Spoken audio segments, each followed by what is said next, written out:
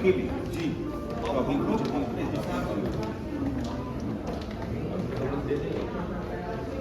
बुलाया तो अभी बोल तो दे दो मैम एक्सक्यूज मी, हमारी फोटो लगी ना एक्सक्यूज मी मैम, हैं नहीं लगाया तो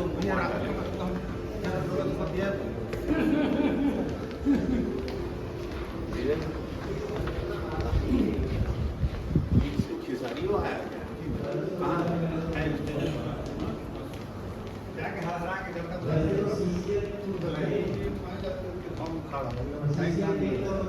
हम 10वें साल में हैं, लेकिन हमारे मित्र, हमारे मेंटोर रवि किशन जी आ चुके हैं। उनका भी जोरदार तालियों से स्वागत करें। हमारे साथ यहाँ पे रवि किशन जी जुड़े हैं, member of parliament from Gorakhpur, बहुत ही प्रसिद्ध और प्रख्यात एक्टर है। एक शिफ्ट हो जाती है, एक कीजिए अक्षरा। हाँ बेटा जी, आप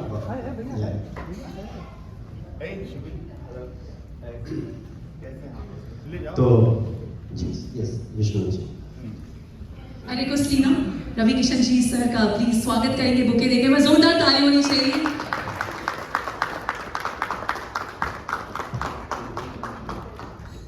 सर हम आपके शुक्रगुजार हैं कि आज आपने अपना कीमती वक्त निकाला हमारे साथ यहाँ प्रेस कॉन्फ्रेंस पर जुड़े। वैसे शुक्रगुजार तो हम हैं कि आप जैसे अच्छे वक्ता, अच्छे शब्दों के मालिक लोग हम लोग के भोजपुरी दबंग्स के इवेंट को इतना बड़ा बना रहे, सीसीएल को बड़ा बना रहे। तो मैं जैसा बोल रहा था, अभी जस्ट मुझे माइक मिला।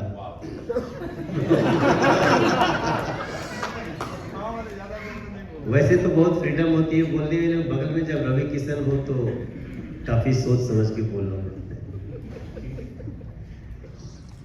तो जैसा मैं कह रहा था कि क्रिकेट हमारे देश में एक बहुत बड़ा गेम हो गया है।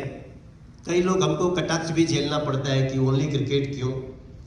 फिर भी अब उसमें सारे एक्टर्स का एक लीग होगा और ग्राउंड पे बड़े बड़े खिलाड़ी, चाहे वो सलमान खान हो, चाहे वो सुनील शेट्टी हो, चाहे वो मोहनलाल सर हो, मलयालम के सुपरस्टार, और चाहे वो रजनीकांत सर हो, सभी इस पे आते हैं। चाहे वो पंजाब के आर्टिस्ट हो जिनके कप्तान है सोनू सूद सर। तो ये सब लोग जिस प्रकार से ग्राउंड पे आए, तो कई लोग तो सोच ही नहीं सकते थे कि क्रिकेट खेलते भी होंगे, जैसे रवि किशन के बारे में। लेकिन अभी हम लोग एक लास्ट मैच खेल रहे थे और रवि किशन जी ने